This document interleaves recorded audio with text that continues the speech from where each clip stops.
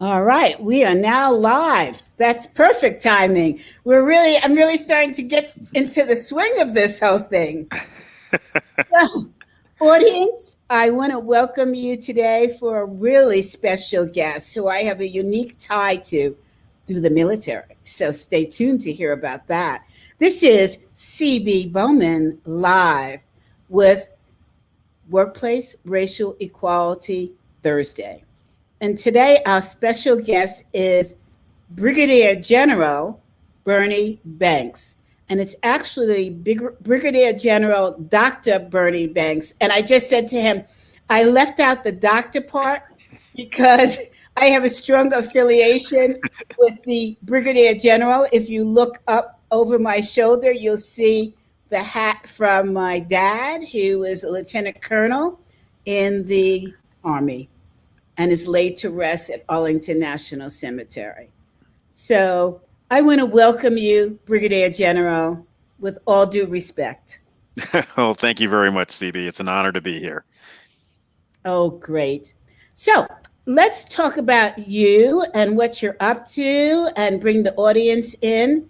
So tell us, what are you doing these days? And how did you get to where you are now from the military? Wow, it's a great question. So first, thank you for affording me the opportunity to engage with you and your audience.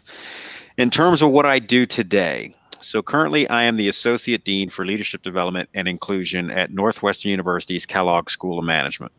That's a mouthful. It is a mouthful, absolutely. So what does that mean in layman's terms? I oversee our leader development activities for the institution. I also oversee our diversity, equity, and inclusion initiatives for the institution. So I think about building leaders and I think about fostering inclusion. And so the two actually go together because you want to create leaders who behave inclusively and are committed to building inclusive environments. So I arrived at Kellogg in 2016. Prior to that, I had the great privilege of serving in the United States Armed Forces as a commissioned officer for a period of almost 3 decades. So I graduated from West Point, entered the Army in 1987, and worked my way through a series of leadership roles, ultimately culminating with my serving as the head of behavioral sciences and leadership at the United States Military Academy at West Point. So essentially my job there was I was the dean of one of the colleges within the university. And the college that I oversaw housed our management, psychology, sociology, and engineering psychology programs. A wonderful job getting to work with the future of the Army. Thoroughly enjoyed it. Decided to transition military because of the opportunities I wanted to afford some members of my team. You know, if you hire great team members, the only way they can move up within the organization is if somebody moves out. And so when I had taken the role as the dean, I had told them that start a clock 5 years, no matter how much fun I was having in the role, I would depart the role because I want to provide them opportunities for advancement. And so I left the academy, true to my word, not because of dissatisfaction, but because of intense loyalty to those I had the privilege of serving alongside, and also wanting to invest in the future of the organization by bringing new perspectives to the table. Wow. Okay. That's a leadership model in itself. And I think I'm going to have you come back on my other show, which is on Tuesdays, called The Challenges of the C-Suite. So, but, I want to go, this is a little bit off the side of what I said we were going to talk about, but I'm famous for that. So there is a group out there called the Honor Foundation, and their role is to help military people move from their military role into private citizenship role. And it's exclusively for Navy SEALs. Mm-hmm. And what I find surprising, and maybe not so much, and I heard what you did, is you really marshaled your career while you were in the military. And so when you left, you were primed for private, outside the military opportunities. Do you see that this is a problem within our military? Is that you military folks are not looking for what's next? I absolutely believe it's a challenge. Is it a problem? I don't know if I'd characterize it that way. Is it a reality? Absolutely. And it's because the military has such a strong culture that prizes what you're currently doing on behalf of the nation and doesn't really celebrate all of the things you'll do on behalf of the nation, to include the time that you spend in the private sector. And so, even for that individual who's getting out of the military after serving just a brief period of time, the military has lots of programs designed to help with the transition.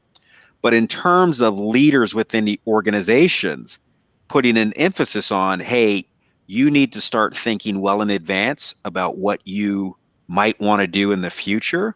Instead, many times culturally, we'll work them on their current military task right up until the day they depart. And then say, okay, once you're gone, then you can think about what's next. And one of the things that I always tried to help young leaders understand when I was in the military was everyone gets thrown out of the military at some point, to include the 4-star general who runs the military. That person cannot stay forever. There are actual laws that mandate when they have to retire. I didn't know that. Absolutely. There's a maximum age that you can be in the military. There's a maximum amount of time you can serve in the military based on whatever rank you achieve. So everyone gets thrown out at some point. Given that reality that you cannot pursue the military as your occupation for life, you need to think about what's the life you're committed to building after the military. And so I encourage my folks to always think about, what are you doing to create opportunity inside the military?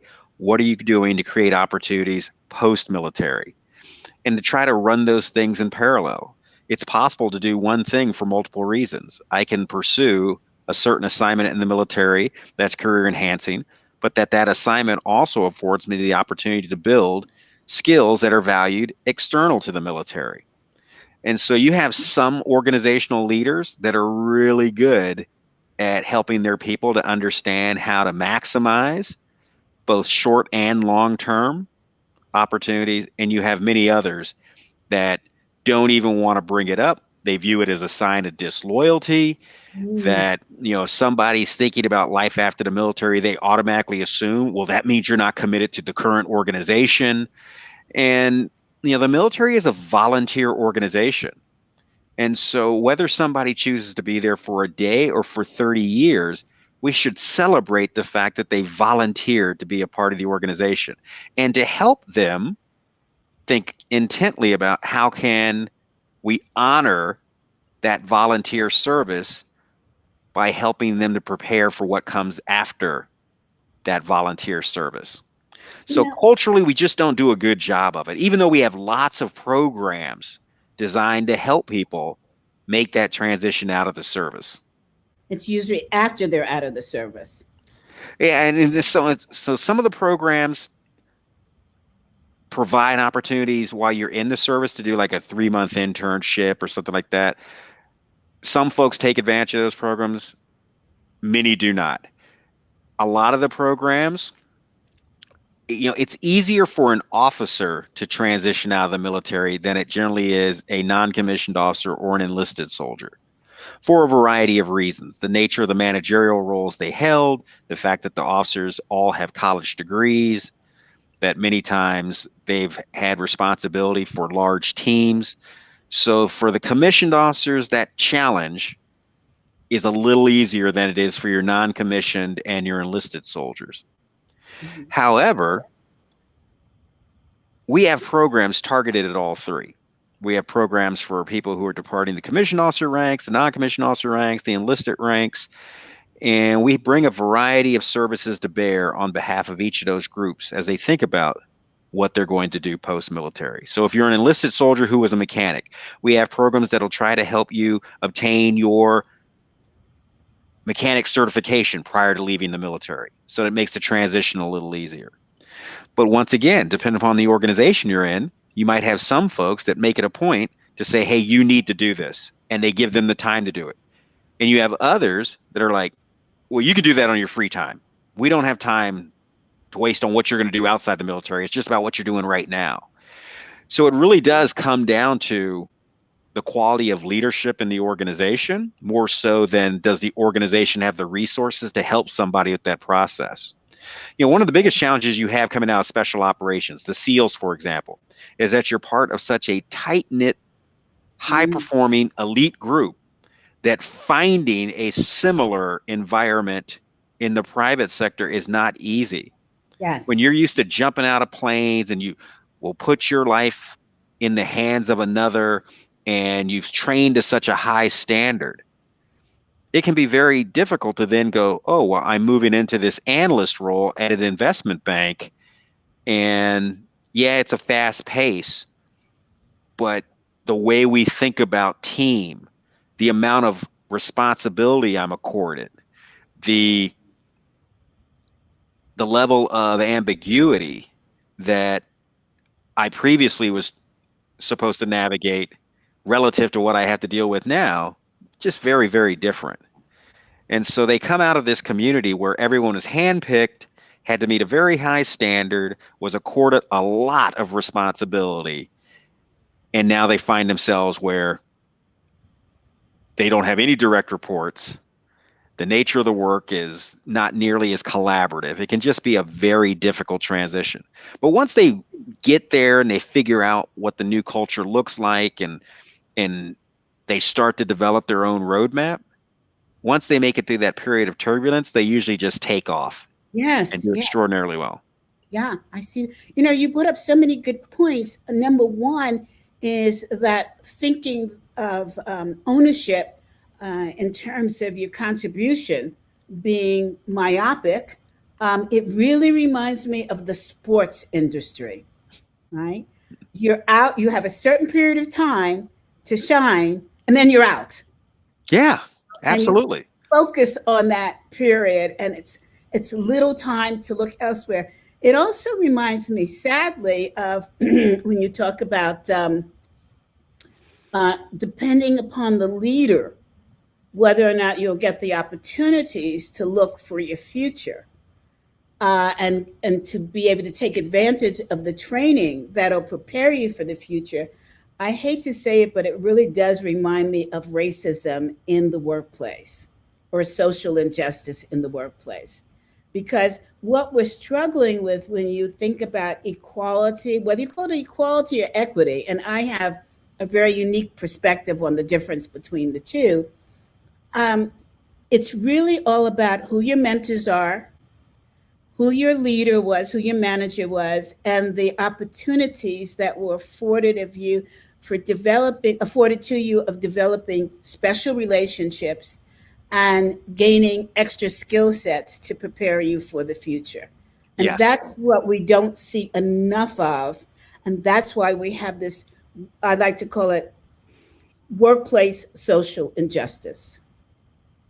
Yeah, I was on a conference call recently with some individuals talking about this topic. And it said many times what happens in organizations, we create mentorship programs, and the mentorship program at its core is designed to help the underrepresented minority learn how to acculturate. And mentorship is not what we need. You need sponsors, people that help you to learn how to navigate, that help get you access to opportunities, that are willing to extol your virtues and to, really push you forward as a candidate. And so these mentorship programs are great, but they don't really drive significant efforts. If you don't have people saying, that's the person you want on your team, that's the person I'm willing to take the risk on, understanding there's a difference between sponsorship and mentorship. Yeah. We have lots of mentorship programs, but we need more sponsorship to transpire. But even within the mentorship programs, they're not designed correctly, right? I love what you're saying about sponsorship, because it's those back of the door conversations that make a difference in terms of your ability to incorporate, your ability to access, the ability to move up in the organization. It's those people that are willing to take a risk, or to say, hey, have you talked to Bob Jones over there? He's good people. right? That is Yeah. special. He's good people. In other words, get him on your team. That's code for let's do it.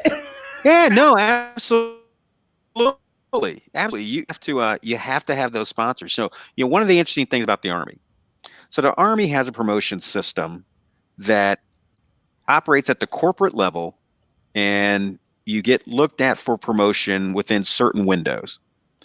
And you don't get to interview as part of that process. So all that goes in front of the individuals who will be selecting those who get promoted are your performance evaluations, your photograph, and your list of awards and accomplishments. And they make a determination based off those items whether or not you're going to get promoted. But when it comes to promotions for general officer, it changes. So for general officer, they'll take all those who've met the basic qualifications. They'll then do an initial screen by performance and say, okay, half of them go away in terms of the eligible pool. This is the half that's really performed highly enough that they're worthy of consideration.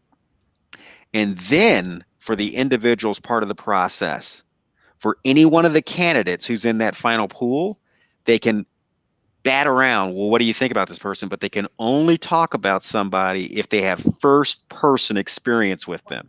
So they can't talk about somebody based on reputation. It's like, I've worked with so and so, and it becomes horse trading, if you would. And it behooves somebody to have the broadest set, because you don't know who's going to be part of that process.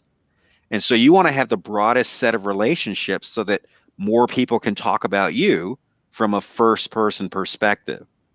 And so some individuals will have excelled, but when it comes time to be looked at for potential entry into the C-suite in the military, if they don't have the right people in that room saying, Bob's a good person, this is somebody want to join the club, if you would. Yeah. Then doesn't matter how well you've performed, you will not get over the hump. It's really interesting. And it doesn't start until you're being evaluated for general officer, C-suite equivalent. But here's the thing. That same philosophy is used throughout corporate America, regardless of the level you are currently in, right? It's, oh, I love hearing your little poop. That's probably going to set mine off. Yeah, no, another reality of working out of home. Yeah, I love it. You're real people. I love it. But as I was saying, here's the thing that is so upsetting to me. We as a race do not realize the significance and the criticality of knowing as many people as possible and letting them understand what our superpowers are. We hide that unintentionally, but it's there. And I'll give you a real good example. I was talking to a colleague a couple of weeks ago. We were doing a speech together, and this was sort of behind the door conversation. And he said to me, when he was at university, Harvard, he had a Black roommate. He himself was Black. And no, sorry, his roommate was white. And so he had a friend on campus who was Black.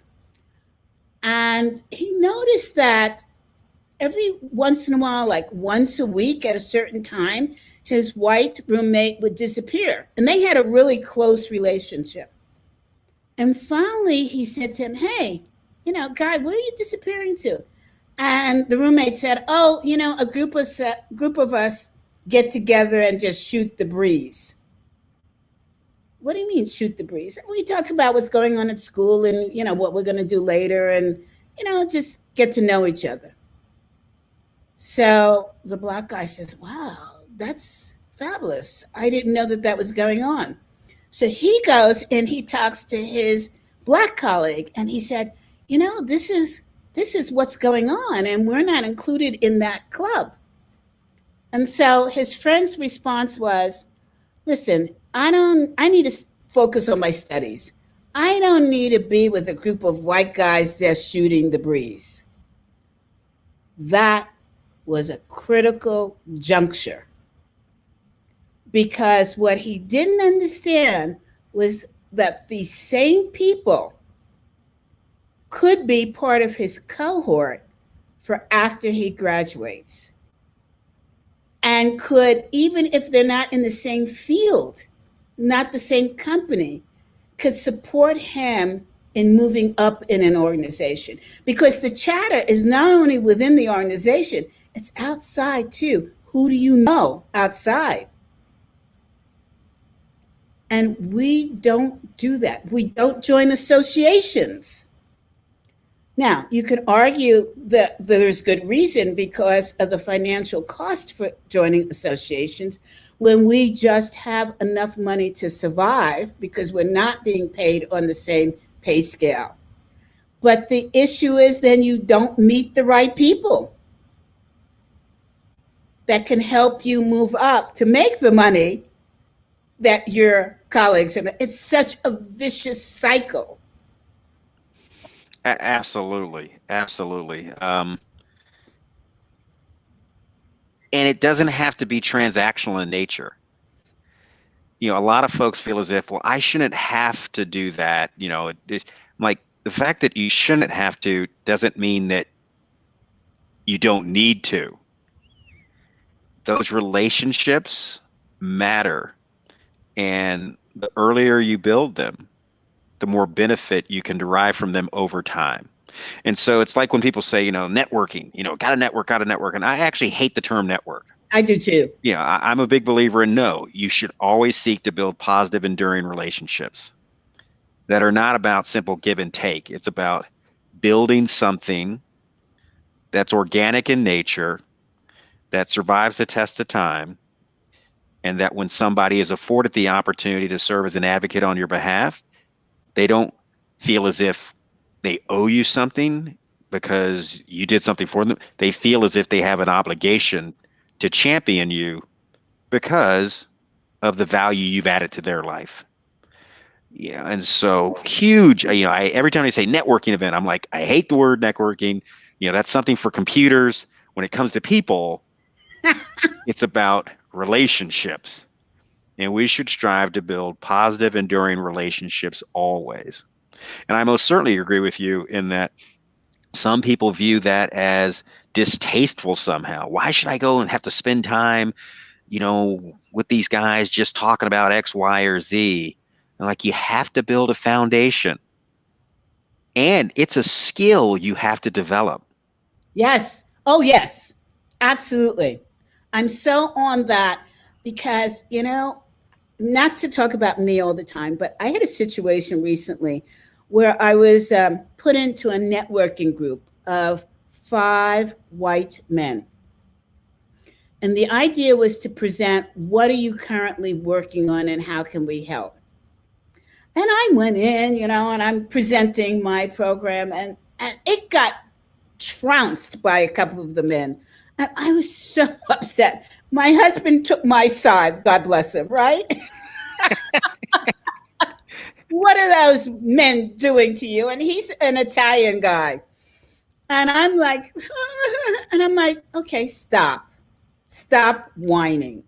So when they each had a turn to present, I didn't say anything, but I called them after.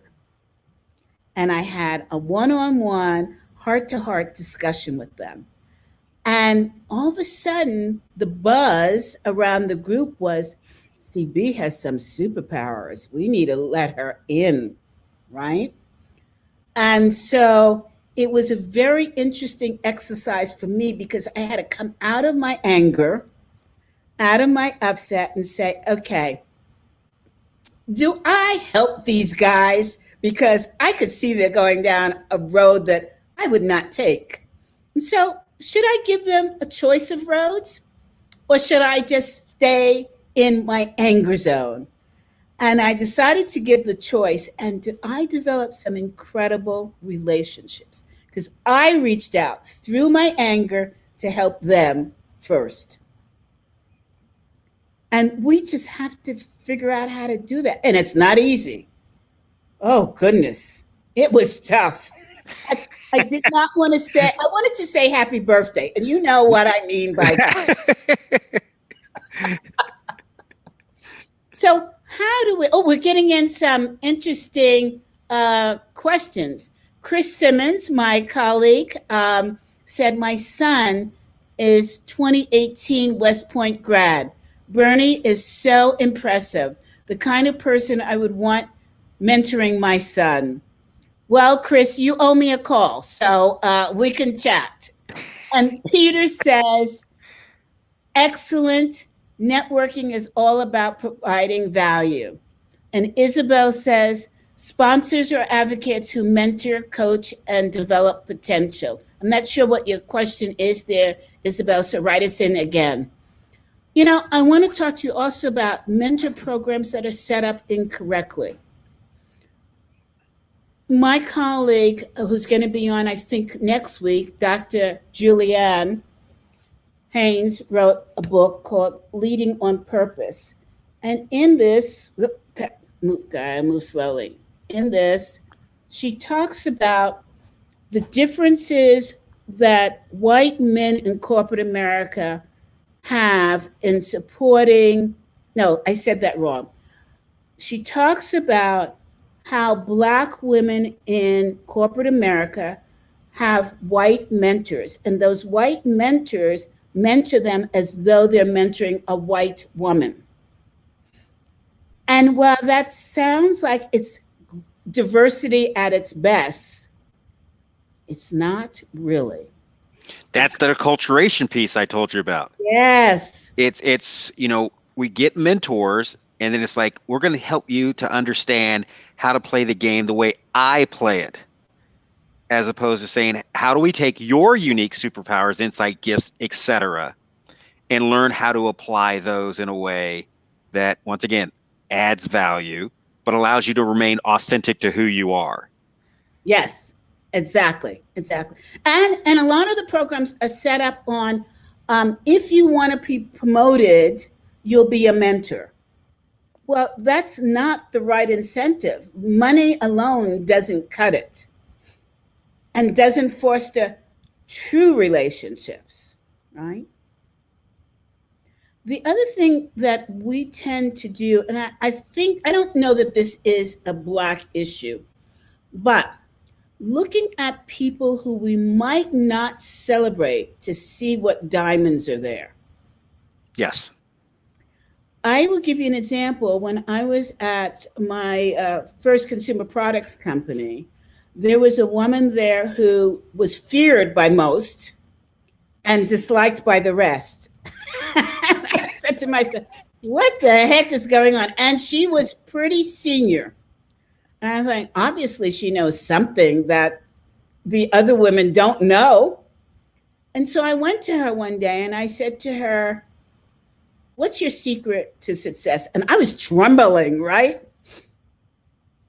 And she looked at me and she said, in a very stern look, the time to rise is during chaos. And I went, whoa, what does that mean? And yet this was like 40 years ago. I still remember it because she was so right. And so what is it that prevents us? Let's take it as though it's a Black issue. What is it within us that prevents us from seeing a diamond and going for it within all the coal and all the craziness?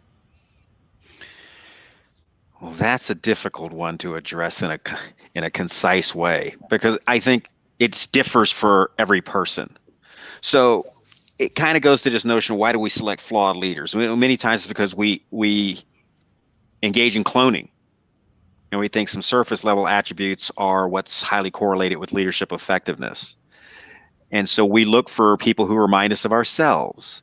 We look for individuals who've done the same jobs we've done. Name your thing. We look for people who have certain traits like they're naturally gregarious or extroverted. And many of those things can aid in the process of being successful, but they're not essential to be successful. And so, I saw this when I was running organizations, And I saw it specifically when I was running that college at West Point. I'm an extrovert. I'm also a type A, like, show me the biggest challenge. That's where I want to go handle, like I want to jump into that. But I also knew that the research is quite clear that heterogeneous teams outperform homogeneous teams when addressing complex challenges. And so it's important to bring a diverse set of people together, but then to allow those diverse people to inject the difference that they represent into the process. And so if somebody was interviewing, the extroverted person would naturally, I'd be like, oh yeah, I love the energy, but I had to temper that, knowing that that was my bias, and say, now let's take a look at this candidate over here. Not nearly as gregarious, super bright, outstanding performance record. And I'd have to say, now, the fact that I know I'm going to naturally be attracted to the more gregarious person, I have to control for that. And so I'd have to help others go, hey,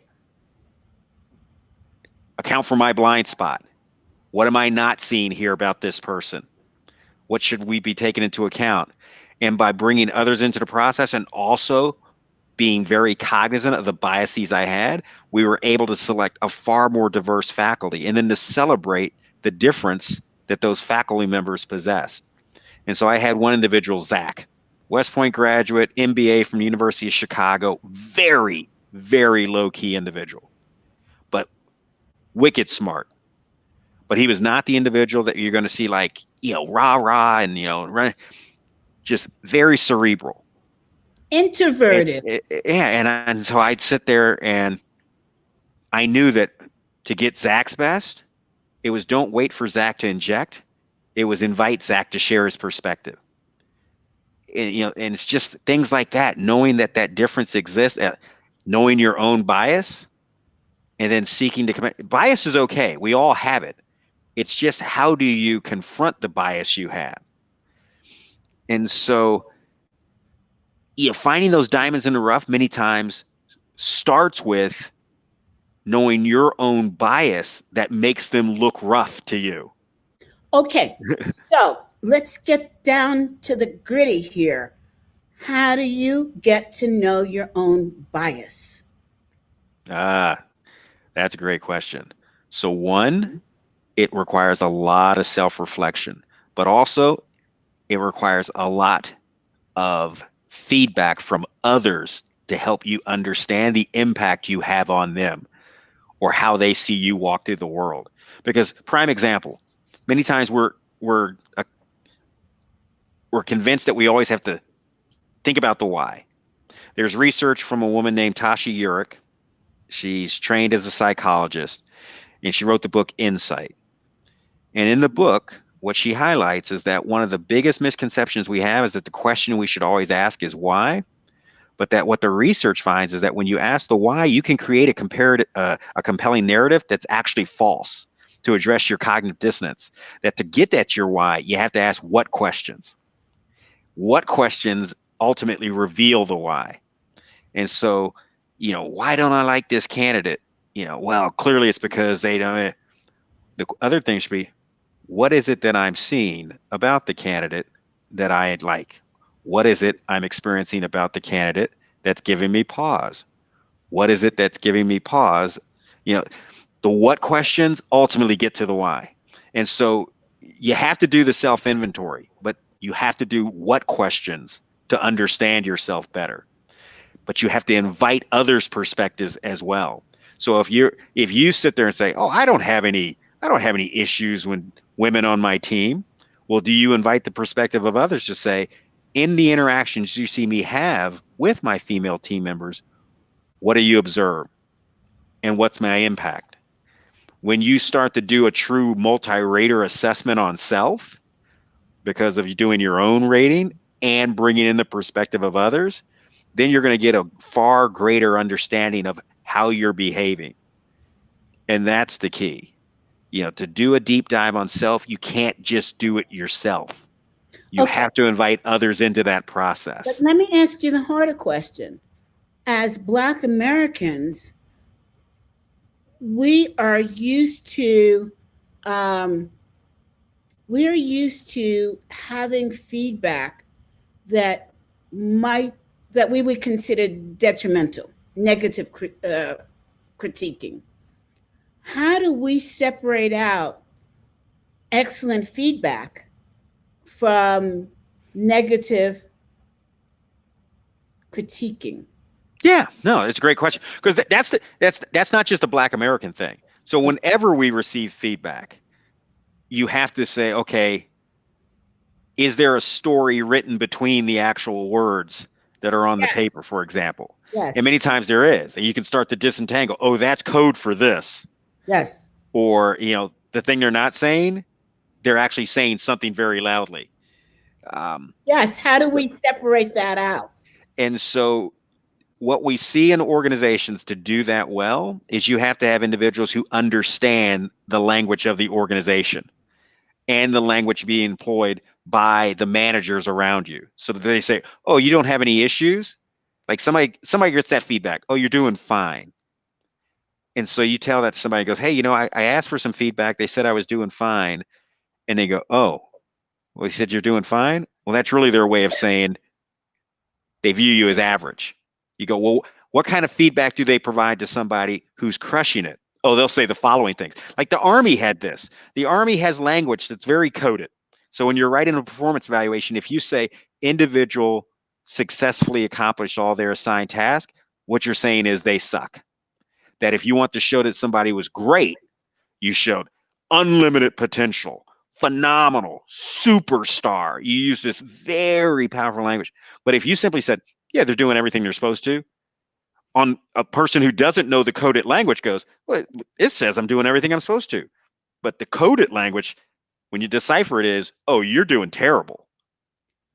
Oh my And God. th- and this is what happens to a lot of minority officers in the military. They get these performance evaluations that doesn't say you're doing poorly. It says, hey, you're doing what you're supposed to do.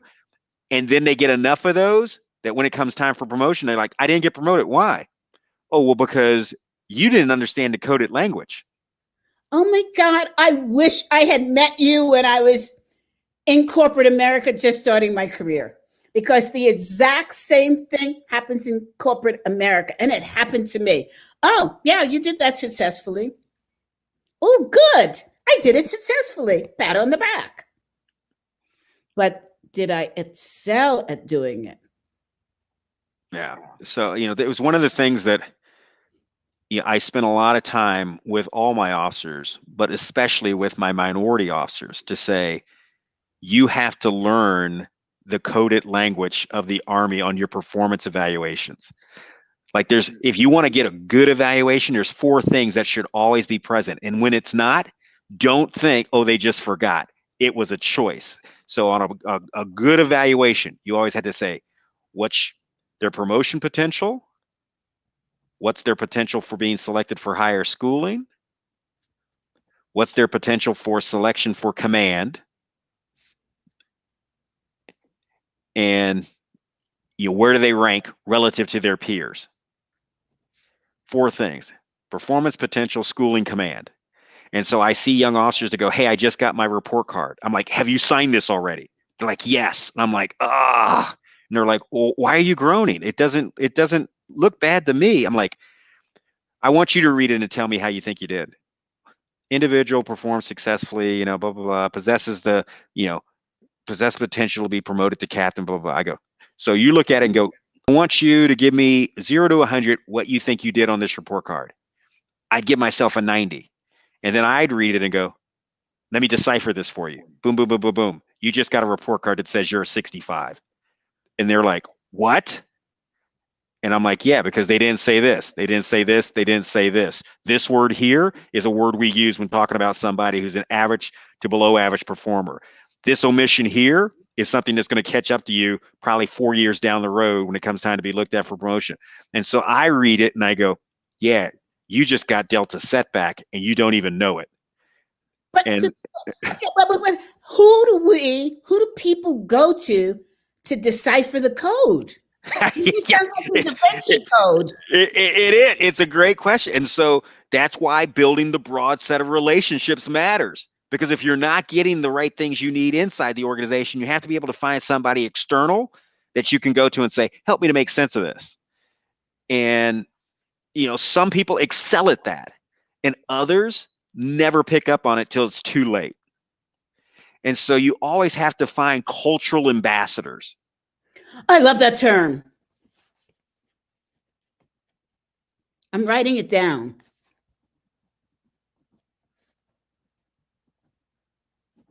It's the title of a new book. I don't know about all that, but oh my Lord, it is good. You've got to find cultural ambassadors. The same thing was true when I was coming out of the Army. People were scared when I showed up at Northwestern Kellogg, even though I was a Kellogg graduate. They're like, oh, we're getting this new guy. He's coming out of the Army. He was a general officer. They thought I was going to walk in and like start commanding people and stuff. And so people would say, oh, and I was like, and they'd meet me and they're like, well, he doesn't seem that, militaristic. I'm like, oh, what do you mean by militaristic? and people would want to call me general. And I'm like, that term doesn't serve me well here. You can call me Bernie. You can call me professor. You can call me dean. You can call me El Jefe. Don't call me general, because general here will activate a bunch of stereotypes that aren't accurate and will not serve me well here. And so learning how to navigate the culture that is Northwestern, I had to find people that I could talk to and say, hey, how do we do decision making around here? How does somebody get noticed in a good way? What are some landmines that people step on? And just have lots of conversations to figure out the mores of the organization so that I could then be afforded the opportunity to achieve my full potential. And so now I've built a reputation within the school that people know, hey, the fact that he was in the military, don't get it twisted. He doesn't walk around acting like he's still in the military. Yeah. That's just Bernie. And so, but if you're not knowledgeable of the need to do that, if you come in and you're still hanging your hat on what you did in the past, as opposed to thinking intently about what you're committed to doing in the present and the future and what it will take to do those things well, then you can step on some landmines that, you might recover from, but then again, you might not. And it's really important. It's really important. And so it's incumbent upon you to be proactive about that process, not to hope that someone's going to grab you by and say, hey, let me talk to you. Let me pull you aside. Let me tell you some things I wish I had known. Now, sometimes you're going to be fortunate. You'll have somebody who will do that for you, but many times you won't. But knowing it's important, do you put an emphasis on, I need to go build that set of relationships that allows me to really understand how things get done here?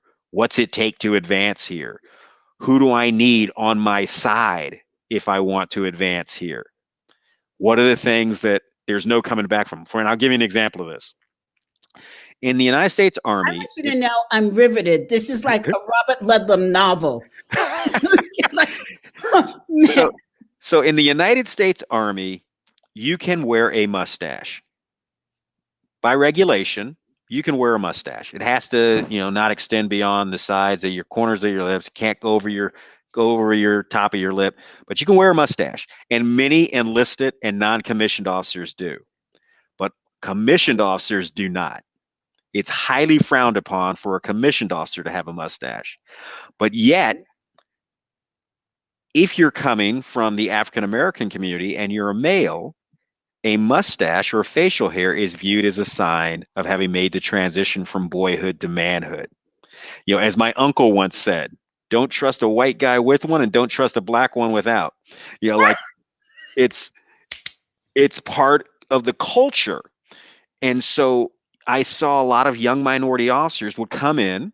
They're a member of black fraternities. They wore college mustaches. They want to still wear a mustache in the Army. And I'd grab them and I'm like, take a look around. Do you see any of your white colleagues with a mustache? I go, yes, the regulation says you can wear one. But if you don't see one on any of the senior officers, I'd venture to say you probably shouldn't wear one. And some guys would get bent out of shape. Then why do they say I can wear one if they can't? Why can't I'm like, Yeah. I'm just telling you the way it is. You can sit there and lament about whether or not that's fair. But if you want to get ahead, I highly encourage you to shave that thing off your lip because it's not serving you well at all. Period. I love it. Now you've been told you're going to do what you want, but don't say no one ever told you. And you can't look around and go, well, that guy's got one. I go, is that guy a commissioned officer? No, he's a non-commissioned officer. Well, that guy's got one. I go, yep, he's a junior enlisted soldier. I go, but does your boss have one? And does his boss have one? And does her boss have one? No, none of them have them. So don't have it. I love it. And so that's just one of those, things that there's a difference between what you can do and what's culturally rewarded.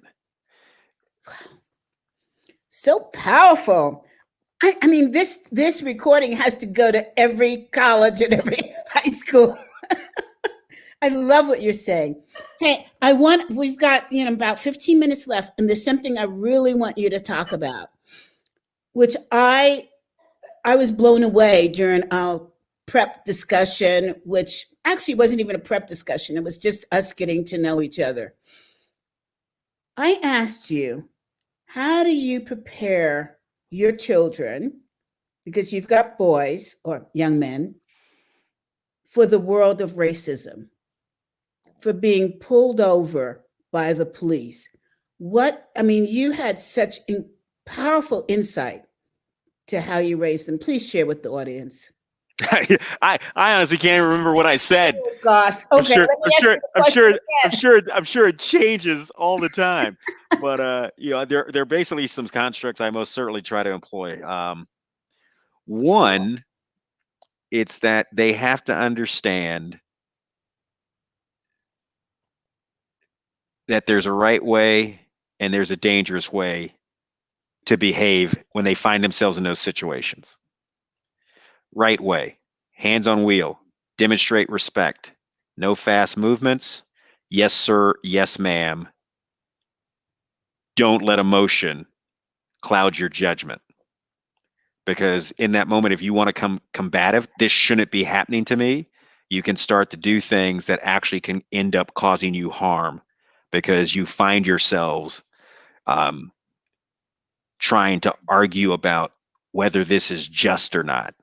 So I'm like, step one, be safe, follow the protocols, and then we can unpack it later. But you want to find yourself out of harm's way, and we can then talk about what transpired in that moment. Additionally, as you find yourself in the world, always understand that it's important that you conduct yourselves in accordance with our family's values, but that you're cognizant of the fact that not everybody holds the values that we hold as a family. So you should have to think about what would my family have me do wherever I am. We believe in a variety of things that all stem from, either a set of religious beliefs or, basic morality constructs, name your thing. But then the last thing I'd say is, in addition to helping them to understand what they're likely to encounter and then helping them to understand the rubric by which they should evaluate their actions is always through the prism of the values that we've sought to instill in them, is that they should always take pride in walking through the world in a way that says, I have nothing to be ashamed of. I have nothing to be apologetic for. My job is to be an upstanding citizen who always seeks to do the right thing and treat everyone with dignity and respect, and to accord myself with dignity and respect. Yeah. And I think that if you do that, you help them to understand who they are, what they represent, what's the right way to behave. When you find yourself in an unfortunate set of circumstances, what you do to extricate yourself from the situation. Because the unfortunate situation, it might happen simply, taillights out on your car. You were doing nothing wrong. Taillights out on your car, you get pulled over. I'm like, in that moment, that is not the time to get indignant. Why'd you pull me over? Why are you harassing me? Everything else. No. Follow the protocol. Remain impassive. Yes, sir. Yes, ma'am. Get out of the situation. We can do an after action review after the fact. So those are just some of the things I always keep in mind. But I having two African American sons, I don't live in a state of paralysis as they go around in the world, but I'm always cognizant of what the world might present to them. And my great hope is that I've equipped them to navigate that reality effectively. I don't want to hope they respond well. I want to ensure they respond well because I've made the investments that are going to inform how they elect to respond. You talk about values. What are some of the core values that you've instilled in your children? Yeah, one that they should always strive for excellence. That sometimes we see in certain marginalized groups that people actually eschew the pursuit of excellence. So, for example, growing up, I was in honors classes, always in honors classes. I would always be one of a handful of blacks in those honor classes. And as I would speak, sometimes either white people would comment on, "Oh, you have such great diction." And black people would say, "You talk like you're white." Yes, I've And had I'm that. like, I didn't know I was talking like I was white. I thought I was being taught how to speak proper English. Yes. And now you're telling me that I should eschew that. And so now I've got to do code switching. So if I'm with you, I have to start using more slang. If I'm with them, then I'm okay. Um, and so I'm like, and you learn how to navigate that. But, you know, whether it was, hey, why are you so nerdy? Why are you trying to get good grades? Why are you trying to go off and do X, Y, or Z? Name your thing. Instead of celebrating that, hey, I'm trying to be like the Jeffersons. I'm trying to move on up. I'm just trying. I'm just trying to move on up. Yes. It's got nothing to do with you. It's not. I don't think I'm better than you. It's got nothing to do with any of that. I'm just trying to fulfill the legacy of my grandparents. My grandparents on my father's side both had sixth grade educations. They grew up in the segregated South, Lynchburg, Virginia. So segregated South, two people with sixth grade educations, raised a family of six kids, five boys, one girl. My grandfather was a heavy equipment operator for the Meade Corporation. He ran a large machine a crane that you take the logs from one place, move them to another. And, he was also a deacon in his church. He was an amazing human being, as was my grandmother. Both very, very religious. Six kids, segregated South, sixth grade educations on both their half. They put all six of their kids through college, all Wow. six of them. And so I remember being a young child sitting in my grandparents' kitchen, and whenever went to their grandparents' home, all the uncles and aunts would be there, and all the cousins, when they'd come in, they'd sit you in a chair in the kitchen, and they'd start quizzing you on what you're doing with your life. Wow. And that chair came to be known as the bank's hot seat. So when you came home, you hugs, hugs, hugs, but there was going to be a point they'd go, "Hey, you need to get in the hot seat," where they were going to start questioning what you were doing. And, some of my cousins kind of lamented that. They're like, "Why do I have to go through this whole process and everything?" And I always embraced it because I was like, they're just trying to make me better. And I am so thankful to this day that they did that. That, they came from a home with parents who had a sixth grade education in the segregated South and put six kids through college, all six graduating.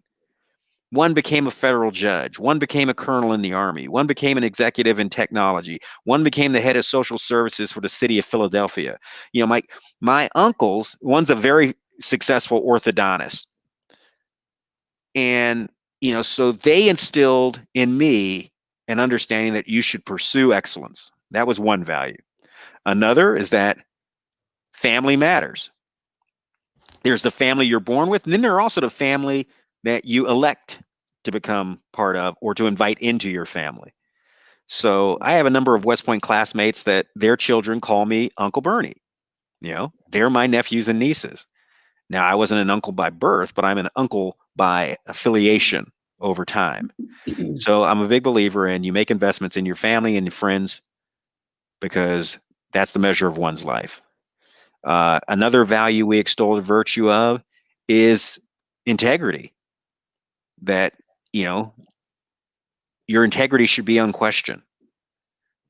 And that while there are many who are constantly seeking to take shortcuts in this world, the actual quickest way to get anywhere is just in a straight line. Yeah. I like that. Yeah. And your integrity is a straight line. And so, don't be seduced by those who I tell this. I highlight the research that shows over 85% of all people acknowledge cheating actively in their secondary education.